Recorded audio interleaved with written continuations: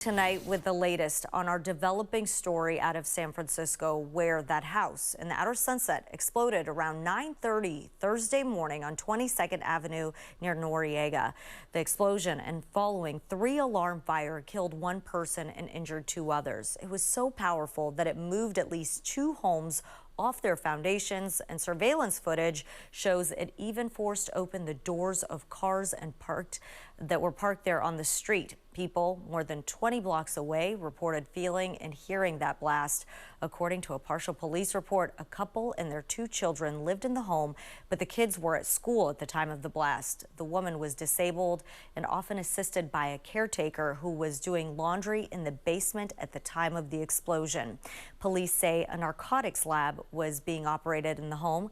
Now, 53-year-old Darren Price was arrested on Friday. He was booked for involuntary manslaughter, child endangerment, and manufacturing drugs. 5 families were also displaced, and we talked to one woman whose car was parked right near the scene of the explosion. I thought in that moment, thank God that I was not in the car. Because like I said, I was supposed to start work at 9. This happened like around 9:15 or 9:30. I'm sure that I would still not be in that car at that moment, but it's just I'm happy that I started early that day and that I was not around that car. My wife called crying and I could hardly understand what she was saying, but that our house was on fire and had been destroyed. I'm very thankful that we were all alive and we weren't in the house. And as far as our possessions go, we have to rebuild from scratch. That man's home is the yellow one next door to the explosion. District Supervisor Joel Enguardio plans to hold a town hall meeting on Wednesday at 5 p.m. for neighbors impacted by the explosion and fire. Joining me now to talk about this investigation is ABC 7 News reporter Suzanne Fawn, who has been covering this story since it first began on Thursday. You were sent to the breaking news right in the morning, so you were there as people were trying to figure out what's going on. I know you heard from the fire chief. You've also covered a lot of serious scenes, fire scenes, explosions in your time as a reporter. Compare this one to others that you've covered. Well, this is definitely one of the worst we have seen, and I have seen. I mean, we got on scene and it was crazy and chaotic. Obviously, people were standing around. As we're trying to figure out what's going on here, we learned that from the fire chief, she said this was the worst she had seen in 25 years. As you mentioned a little bit earlier, we heard that this blast was so intense, it was heard 20 blocks away. Can you imagine? They felt it that far away, right? Exactly. And then on top of that, when we got on scene, we could see windows broken out. And when we learned a little bit more, the chief said that there were 8 cars that had their windows blown out. Also, we counted today 10 houses that had their windows blown out. So just imagine the intensity of that blast. The video that you see from Sky 7 or the video that you see from our drone video is just mind-boggling. Yeah. I mean, that home in the middle, the gray home, completely devastated. The 2 homes on this side, one of them, the yellow one, is just a shell. We saw a video on the inside of it today from the neighbor of Nong, and she just showed us the video. Everything turned upside down inside, blown to shreds, and then charred on top of that. That is one of the 3 homes that is red tagged, and that's the home that is yellow. We talked to Nong today, Nong Pamarvongsai, and her husband David Garth, who we heard from. We heard from both of them. They say that everything is gone. They have nothing left really. And then we also talked to the neighbor in the greenhouse, and that's Karen Lay, and she herself, her house is completely devastated as well too. It is just mind-boggling to see all this damage over such a vast stretch. It's one street, 22nd Avenue, and that's the damage we know of. Now, there are other streets that could potentially have damage as well. But again, going back to the point, the fire chief rather, saying this is the worst she's seen in 25 years. And again, we suspect that it's a drug lab.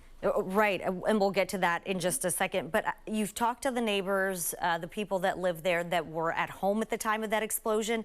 Did they say that they smelled anything? Did they know, did anything go off that could have, maybe alerted them that something was going to happen? Definitely so many questions. And so when we did talk to all these neighbors, a few of them said, yeah, we smelled something really unusual. So today, when we talked to Nong Palmervongsai, she's in the house, the yellow house, right literally next door. She said the night before she smelled marijuana, but something so intense, much more intense than marijuana, it made her sick to her stomach. Wow. Something she's never really smelled before. And then the next day, and there were other neighbors who'd smelled things as well. A couple of months, maybe even a year or so beforehand, when the suspect allegedly moved in with his family, Nong and other neighbors said they saw something really unusual, a white truck back up to the house, and then heavy duty equipment pulled out. And you're like, what heavy duty equipment? Well, Nong said she saw a big sink and other things, and they thought, well, that's unusual, that's strange. Right. They didn't see those big canisters or the 50-gallon drums that got pulled out the day after the explosion. They saw some other stuff and they thought, well, that's weird. Now, Nong tells me that she tried to talk to the neighbors about it and they were pretty private. But her husband, David Garth, who we heard from, he talked to the suspect, who's been named by police as 53-year-old Darren Price. And the suspect told David that he flipped houses for a living. Oh, so David thought, okay. Maybe Been that's thinking why about that. these maybe unusual Pretty things are showing up at the house. But now looking back, they're realizing that it was possibly that drug operation that led to the explosion. What do we know about the suspect? You mentioned his name. He's been arrested. What do we know about him? What else? So Anchor Dion Lim pulled up, you managed to secure a partial police report and very interesting data in that. Our team dug deep into this and we learned a little bit more about Darren Price, 53 years old. He has some history there that we're gonna keep looking and digging into. But from what we know, again, the neighbor says he was told that Darren flipped houses for a living. We are looking into reports that this suspect may have some connection to a dispensary in a certain area, maybe a lawsuit that's pending against him. We're digging into that still. We're also learning a little bit more about Darren, of course, being married to a woman who neighbors say is disabled, and she was the one who was found dead inside. Who died inside the house. And the person that was injured inside the house, any relation? That person, we were told by neighbors, is a caretaker. Okay. She speaks Thai. She doesn't apparently have any family in the area. So we're learning that obviously the woman who was killed, very tragic. We're also learning that the woman who was injured, very badly burned, severely burned, is going to need a lot of treatment. So right now, from friends and neighbors, they're doing everything to try and help that family. Right. Nong, who's a teacher, again in the yellow house, teaches at Learning Bridge. So the teachers there and the parents there are so kind, set up this incredible GoFundMe site. They've raised $28,000 so Amazing. far. And they need it because they're starting from scratch. I mean, they lost everything. And these are people who are renting. Right. We don't know if these people have renters insurance or not, but a lot of these people who live in this neighborhood are renting. And so unfortunate that happened. But I know you're going to keep digging into more answers because there's still a lot that we don't know, what kind of drugs that were possibly being made there, et cetera. So thank you, Suzanne, for more information about this and all of your coverage over the last few days. Most definitely. Well, up next.